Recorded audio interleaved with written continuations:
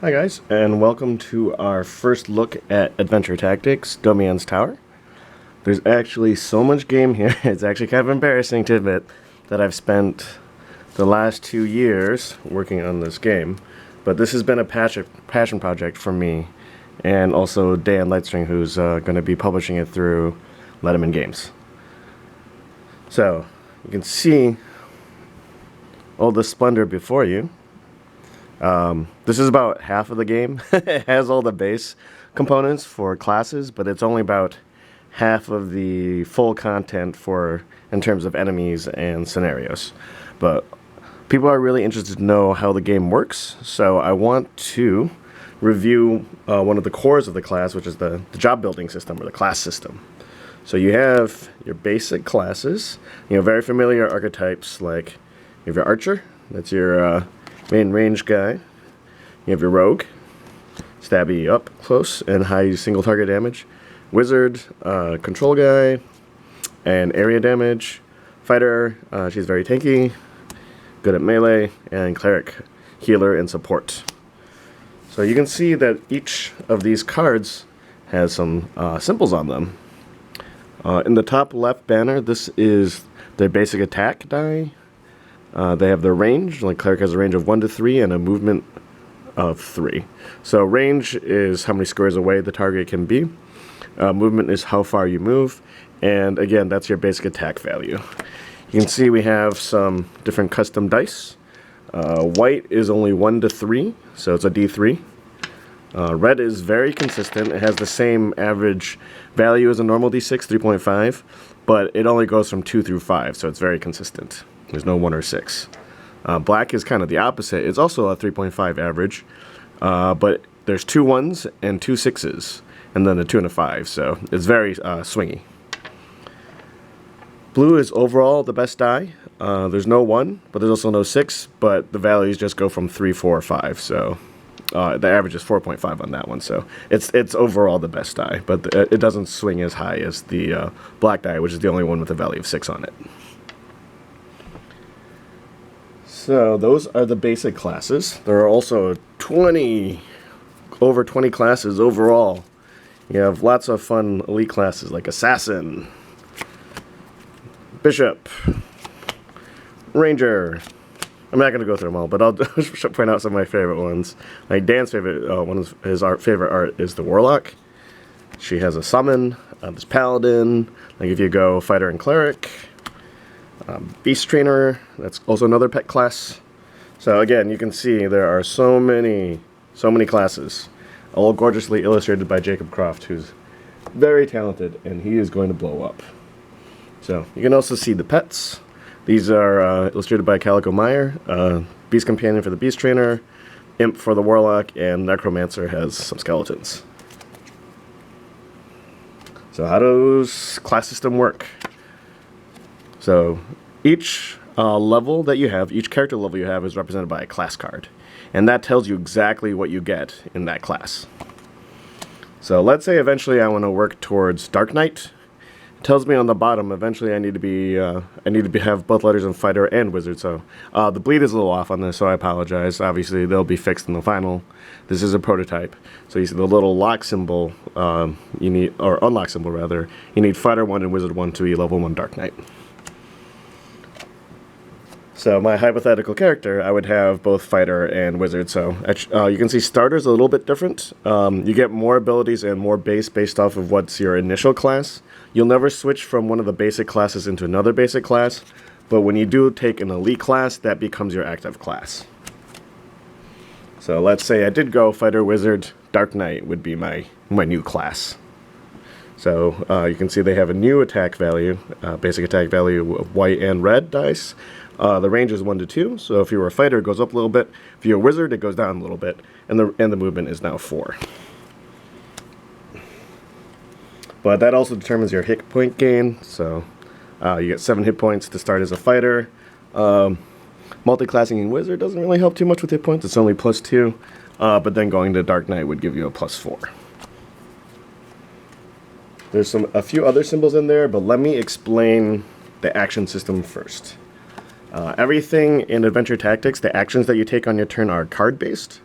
On your turn, you will draw 4 cards and play up to 2. And then you also discard 1 at the end of your turn to kind of sift through. So you can see at least 3 new cards because you always draw up to your maximum hand size, which starts at 4, but there are abilities that can, or items that can influence your hand size.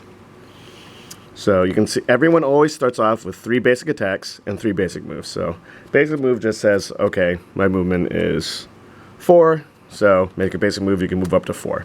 Movement is orthogonal, and range is normal range.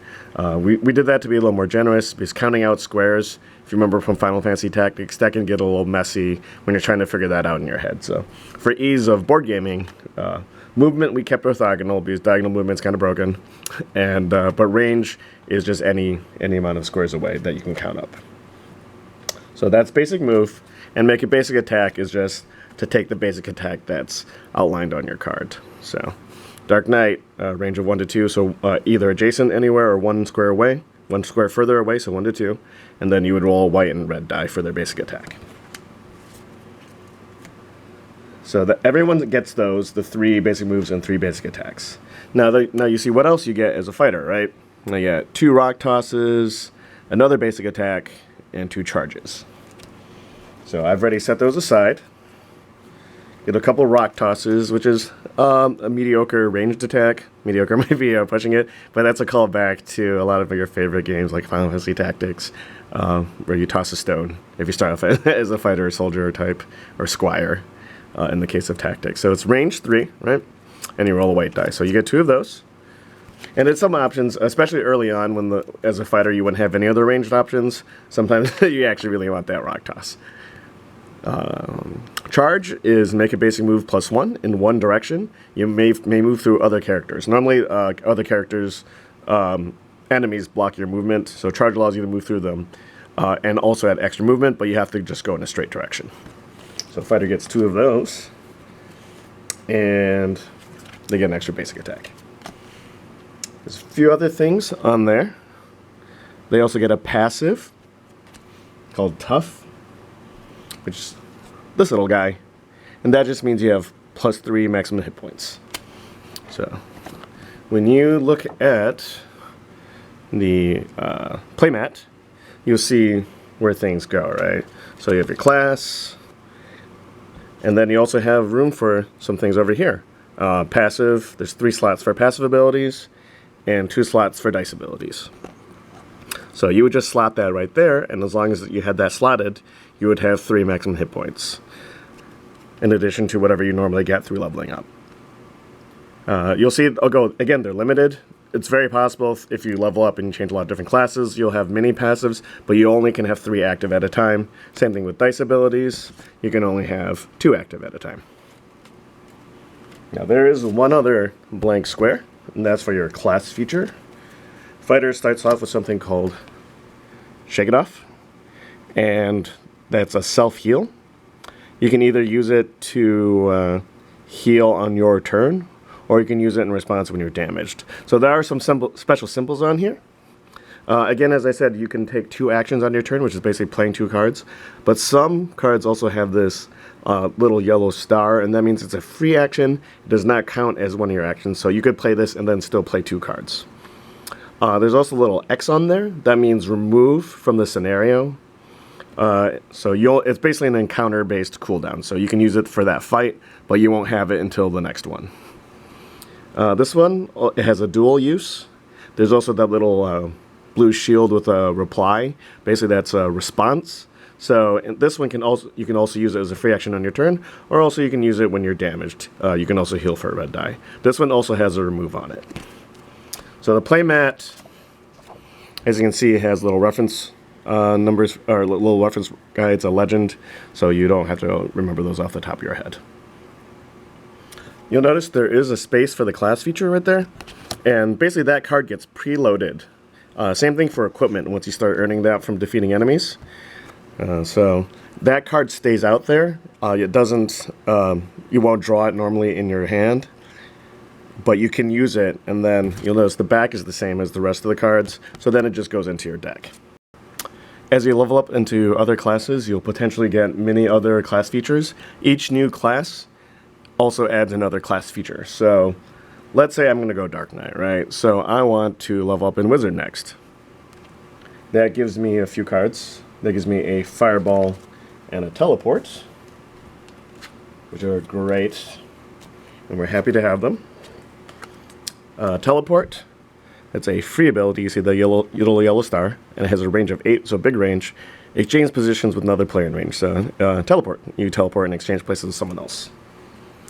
Fireball, it's a blue die. It's a ranged attack with a range of 4. And you also see this little explosion. That's an AoE of 1. So not only does it affect the target square, it also affects 1 square around where it's targeted. And as a wizard, you get Arcane Shield. It's another class feature, and it's a response. When you're attacked, you can ignore white die +1. So if I'm a level 1 fighter, level 1 wizard, I have both Shake It Off and Arcane Shield. I choose which one at the beginning of every encounter, every scenario. I choose which one I want to preload. So whether that's Arcane Shield, Shake It Off, and then the other one either goes into my deck as a normal card, or I can choose to set it aside. Wizard also gets a couple other fun things, or one more fun thing at least. It's called Blink.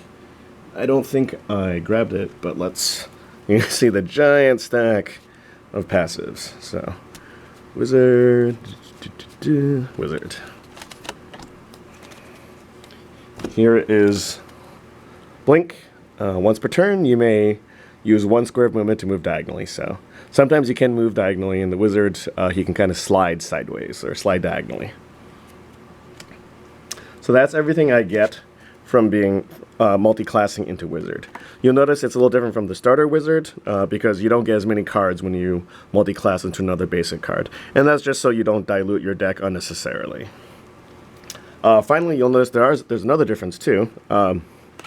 These symbols here, plus and minus, that adds another element of deck building besides leveling up your actions through different classes.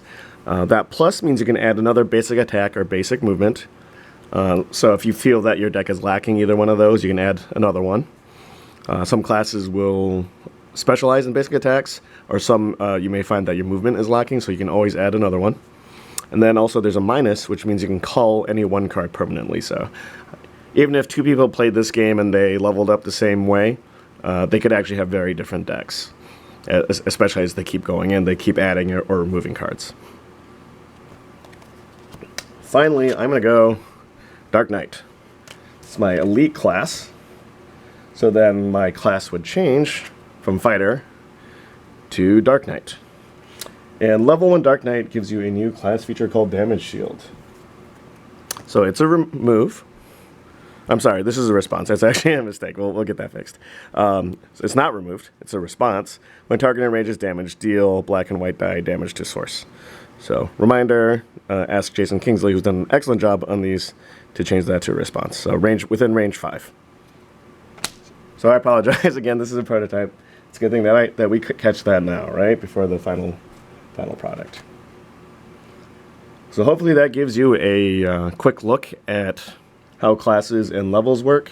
You can see this giant stack of level up cards. You can go from 1 to 5 in any given class. So you can see if you start off as War Mage, it's an elite class that requires 1 level 1 fighter, 1 level 1 wizard, 1 level 1 rogue, and then you can go 1 through 5. That's the progression through War Mage. This is the giant stack of different action cards. This game is a beast. It has close to, I think, 700 cards. You can see, as you saw earlier, the stack of passes. There's another stack of dice abilities, the dice. So basically these affect rolls. For example, the rogue eventually gets one called Backstab, where you deal an additional black die damage to an adjacent target if another player is adjacent to that target. So that, if you're familiar with D&D or on Pathfinder, that's your flanking side mechanic. The next time, I think we'll go into combat. You can see these cool initiative cards that represent the player and the bosses. Also, each encounter has a separate boss deck. So this is one of the first encounters you can face, which is Rigby. So you can see each boss has 10 cards, or most bosses have 10 cards. And then it's fully co-op, so there's an AI. You just flip the card over and then you do what the card tells you to do for the enemies. There is a scenario guide that's already over 60 pages, but it'll tell you how to set up the encounter. And of course, this is not final formatting and what the enemies can do. So we're going to have little reference cards for the bosses. There's damage counters, status counters, all sorts of fun things, but I think that should give you a pretty good introduction to Adventure Tactics Domian's Tower.